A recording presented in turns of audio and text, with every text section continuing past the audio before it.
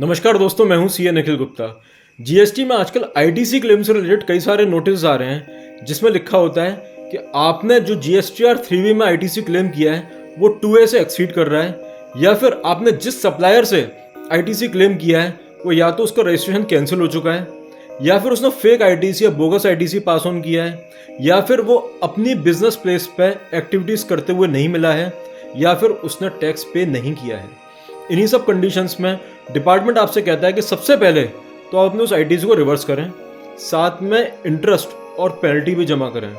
So friends, अगर आपके पास या आपके किसी मिलने वाले के पास इस तरह के नोटिस आए हैं, then this video is going to be very important for you, क्योंकि इसमें हम आपको बताएंगे कि ऐसे नोटिस का रिप्लाई कैसे देना है, और साथ में अगर मैटर फर्दर लिटिगेट होता है तो आपका फाउंडेशन बहुत स्ट्रांग रहेगा। So let's discuss. Friends, GST में आईटीसी क्लेम करने की कुछ कंडीशंस हैं, जिसमें सबसे इंपॉर्टेंट कंडीशन है, फर्स्ट, आपके पास में टैक्स इनवॉइस या ड्यूटी पेइंग डॉक्यूमेंट होना चाहिए। सेकंड, आपके सप्लायर ने आपको एक्चुअल में गुड्स या सर्विसेज दी हो, मींस आपने अपने व्यापार के लिए गुड्स या सर्विसेज रिसीव की हो। थर्ड, आपके सप्लायर ने टैक्स का पेमेंट किया हो थ्रू एडमिसिबल आईटीसी या थ्रू कैश। एंड फोर्थ, आपने अपना जीएसटीआर 3B रिटर्न फाइल कर दिया हो। अगर आप ये सारी कंडीशंस कंप्लाई करते हैं तो आप आईटीसी को क्लेम कर सकते हैं। लेकिन फ्रेंड्स, जीएसटी में सेक्शन है 155 जो कहता है कि burden of proof ITC claim करने का वो आपके ऊपर है। मींस कि आपने जो आईटीसी क्लेम की है वो सही है या नहीं, वो एडमिसिबल है या नहीं, वो लीगल है या नहीं, ये आपको इस्टेब्लिश करना, डिपार्टमेंट को नहीं करना है। Honourable supreme court in case of Ecom जिल कॉफी ट्रेडिंग लिमिटेड, उसने बहुत इंपॉर्टेंट कुछ गाइडलाइंस प्रिस्क्राइब करी हैं, जिसमें पहला है आपका सप्लायर आइडेंटिफाइड होना चाहिए, मींस नाम और उसका एड्रेस। सेकंड, गुड्स आपके पास में वास्तव में आए हों, वो व्हीकल आइडेंटिफाइड हो जिसमें गुड्स आए हैं, आपके पास कंसाइनमेंट नोट या बिल्टी हो, साथ में आपने फ्रेट पेमेंट का एविडेंस वो आपके पास होना चाहिए, आपके पास टैक्स पेइंग डॉक्यूमेंट होना चाहिए, means tax invoice, and finally आपने जो पेमेंट किया है सप्लायर को वो बैंकिंग चैनल से होना चाहिए। अगर ये सारी कंडीशंस आप कंप्लाई करते हैं तो आपने अपना बर्डन ऑफ प्रूफ डिस्चार्ज कर दिया है, मींस आपका आईटीसी अब सही है। अब डिपार्टमेंट को प्रूफ करना है कि नहीं, ये आईटीसी असेसी का सही नहीं है, which is going to be very very difficult for the department. Now coming to differences of 2A versus 3B। Friends, CBIC means वो बॉडी जो जीएसटी के नोटिफिकेशन, सर्कुलर्स, प्रेस रिलीज आदि इशू करती है।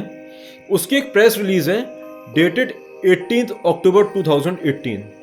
उसमें सीबीआईसी ने खुद लिखा है कि जो जीएसटीआर 2A है, it is just a facility to view your ITC, it does not effect your right to claim ITC, जो कि सेल्फ असेसमेंट बेसिस पे ही होना है और आपके books of accounts, documents, vouchers, इनके बेस पे होना है। Means 2A is just a facility.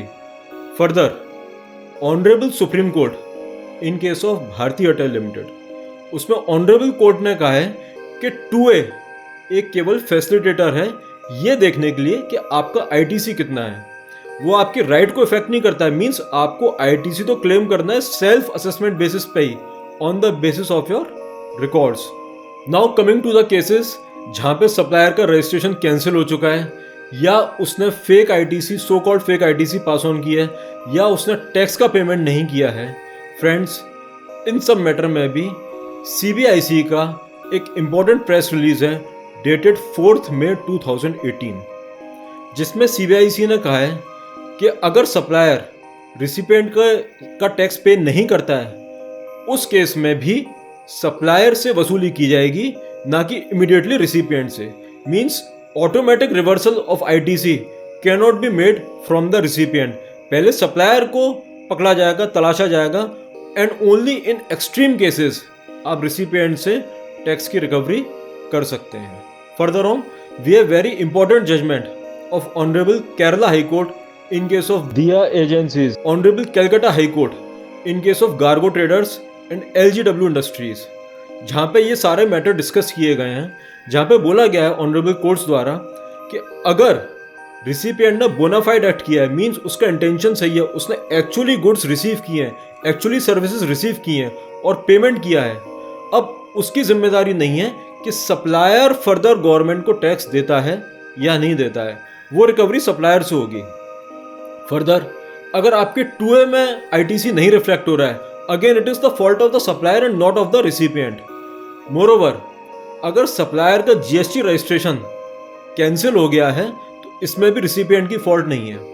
अगर ट्रांजैक्शन वाले दिन सप्लायर का रजिस्ट्रेशन एक्टिव था और रिसिपिएंट ने उस एक्टिव रजिस्ट्रेशन के ब्याफ पे एक्ट किया है तो सप्लायर की गलती है, ना कि रिसिपिएंट की। अब टैक्स रिकवरी सप्लायर से होगी। In the same way honourable supreme court in case of Suresh trading company it has said कि अगर रिसिपिएंट एक्ट करता है सप्लायर के रजिस्ट्रेशन सर्टिफिकेट पे तो इसमें रिसिपिएंट की कोई गलती नहीं है।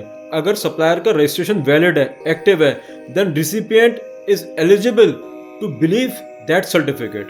अगर बाद में सब्सिक्वेंटली उसका रजिस्ट्रेशन सप्लायर का कैंसिल हो जाता है retrospectively, then recipient is not at fault.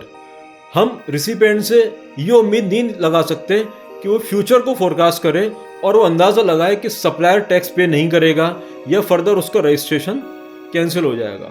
So friends, these judgements are really very helpful and very beneficial for the assessee. And friends, इन जजमेंट के बेस पे आप अपने रिप्लाई को ड्राफ्ट कर सकते हैं।